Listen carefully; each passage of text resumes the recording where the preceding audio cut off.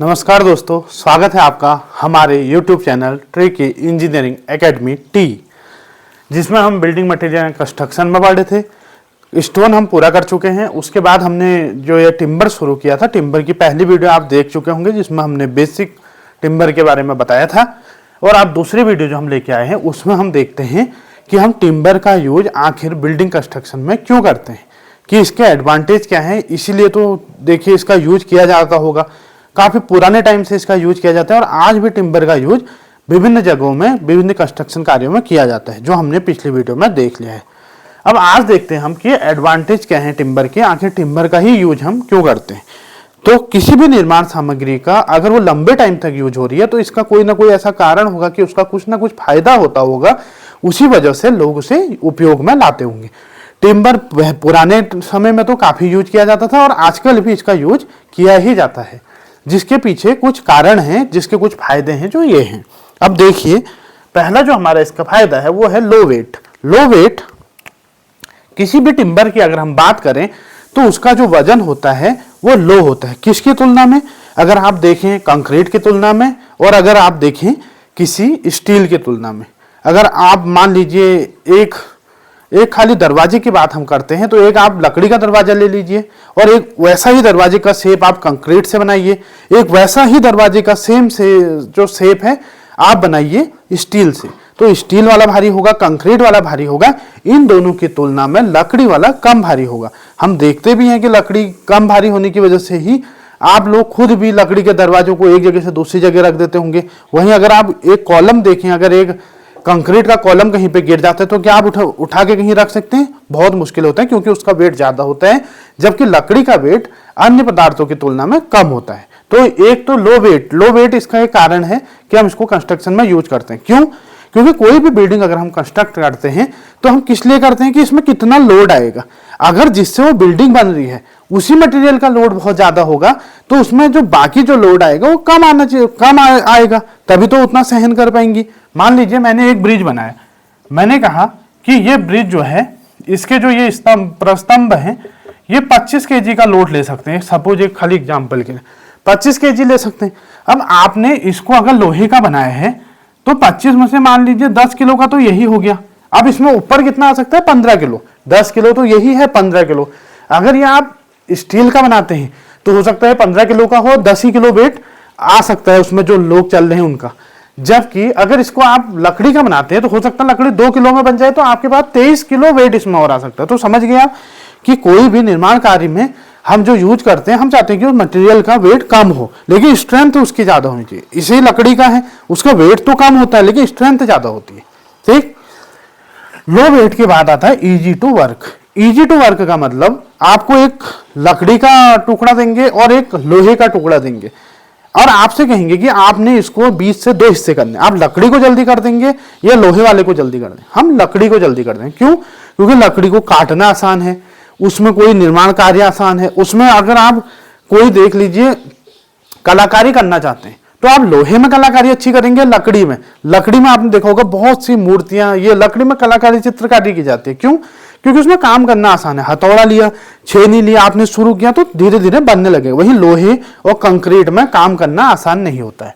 तो easy to work. उसके बाद है no skilled labour required.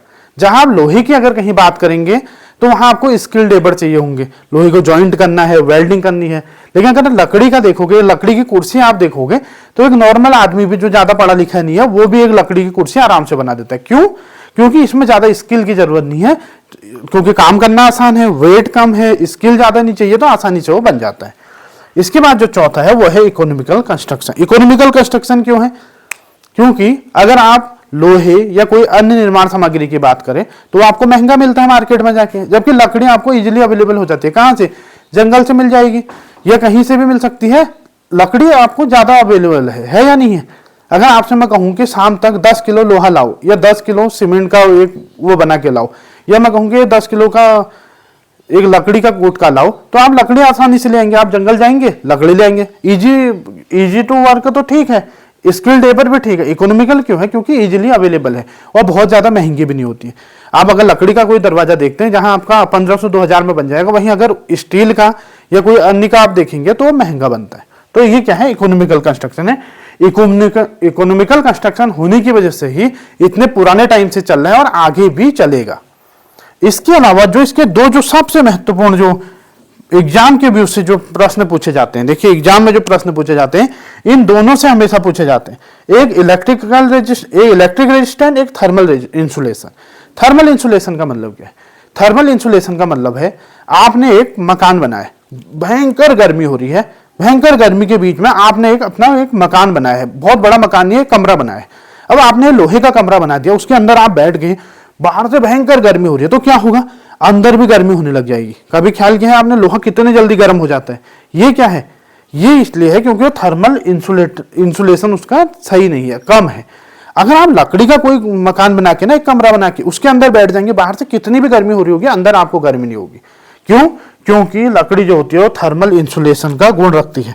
Thermal insulation की वजह से लकड़ी में जो धूप आती है या गर्मी आती है, ये अंदर नहीं जाएगी, इसका ट्रांसपोर्टेशन अंदर नहीं होगा, बाहर ही रुक जाएगी। इसलिए आपने देखा होगा जो हमारे पुराने समय के मकान होते हैं, जो पुराने घर होते हैं वो लकड़ी और पत्थर के बने होते हैं, तो उसमें गर्मियों में ज्यादा गर्म नहीं होता है, कभी भी ख्याल करना, और जाड़ों में ज्यादा ठंडा भी नहीं होता है। क्यों? क्योंकि बाहर की जो गर्मी है या बाहर की जो ठंड है उसको अंदर नहीं जाने देती, रोक लेती। वहीं आप अगर ये कंक्रीट वाले मकान देखेंगे तो इसकी छत गर्म होने की वजह से जब गर्मी पड़ती है तो हमें अंदर गर्म होने लग जाता है और हमें पंखे की जरूरत पड़ जाती है।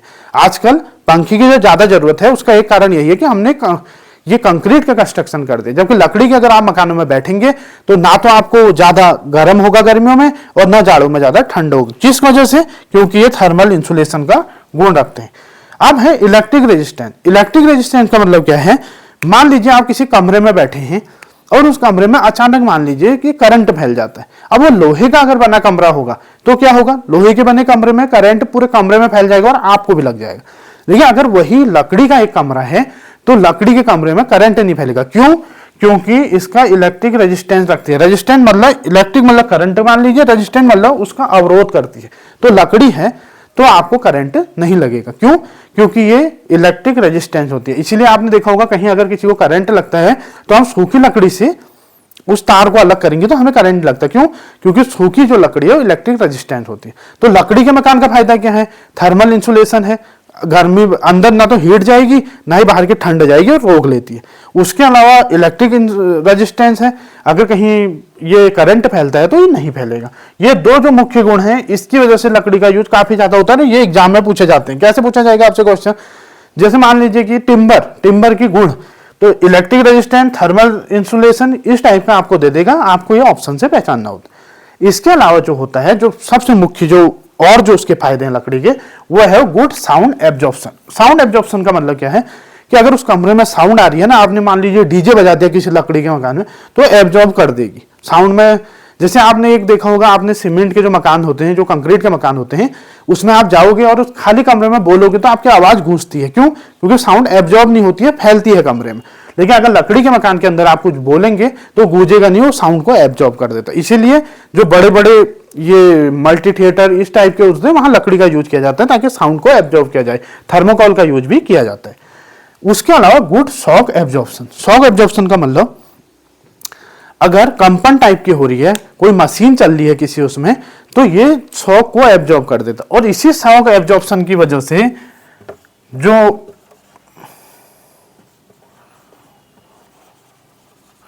अर्थक्वेक जहां आने की संभावना हो वहां हम लकड़ी के मकान बनाते हैं। क्यों? क्योंकि अर्थक्वेक का मतलब क्या, शॉक आएगा, हिलेगा, वाइब्रेशन होगा, उसको रजिस्ट कौन करता है? लकड़ी। तो अर्थक्वेक वाले जो अर्थक्वेक प्रोन एरिया होता है वहां हम लकड़ी के मकानों का यूज करते हैं। ठीक हो गया। और इसके अलावा एक है easy to transport. Easy to transport का मतलब एक स्थान से दूसरे स्थान पर लकड़ी को आसानी से ले जाया जा सकता है। किसी गाड़ी में रख के आप ले जा सकते हैं, खुद भी अपने उसमें ले जा सकते हैं। क्यों? इसका जो कारण है वो है आपका लो वेट। अगर वेट कम है तो उसको आसानी से एक स्थान से दूसरे स्थान पर ले जाया जा सकता है, इजी टू ट्रांसपोर्ट होता है। तो ये सब क्या है, कारण है किसके, जिस वजह से हम लकड़ी का यूज करते हैं। अब हम लकड़ी के बारे में पढ़ रहे हैं, हम टिम्बर के बारे में पढ़ रहे हैं, हमें पता होना चाहिए कि हम टिम्बर का यूज करते क्यों हैं। तो ये जो कारण है, इनकी वजह से हम टिम्बर का यूज करते हैं। इससे सवाल भी इसी टाइप का बनते हैं कि अगर आपको शॉक एब्जॉर्प्शन वाले देखिए, कहीं अगर डांसिंग वाला जो फ्लोर बनाए जाते हैं वो किसके बनाए जाते हैं? वो भी लकड़ी के बनाए जाते हैं। क्यों? एक बार एक क्वेश्चन भी पूछा गया था कि डांसिंग फ्लोर में यूज होने वाला तो टिम्बर, क्यों? क्योंकि शॉक डांस कोई कर रहा है तो उसमें वाइब्रेशन होगा, उसमें ये साउंड होगी, तो इनको एब्जॉर्ब भी अच्छा करता है, तो इस वजह से। इसके अलावा इलेक्ट्रिक रेजिस्टेंट है, थर्मल इंसुलेशन है, ये सारे गुण जो है ये आपको पता होने चाहिए कि किसी लकड़ी में होते हैं, इस वजह से हम इसका यूज करते हैं। इसके अलावा कुछ डिसएडवांटेज भी लकड़ी के होते हैं, जैसे अगर कहीं आग लगने वाली एरिया है तो आप लकड़ी के मकान में बैठे हैं तो आग से पूरा ध्वस्त हो जाएगा, उसमें किसी प्रकार का आग से कोई बचाव नहीं हो सकता। इसी प्रकार आजकल पेड़ों को बचाने की मुहिम चल रही है, पेड़ से ही हमें लकड़ी मिलती है, तो हमें पेड़ों को अगर बचाना है तो लकड़ी का यूज कम से कम करना होगा।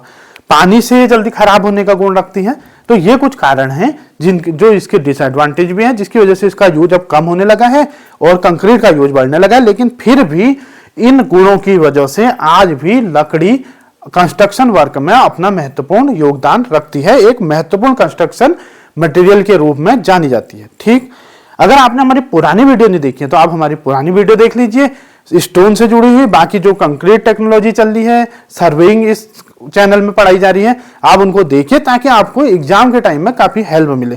ट्रिक के माध्यम से आपको पढ़ाया जा रहा है, उससे भी आपको हेल्प मिलेगी।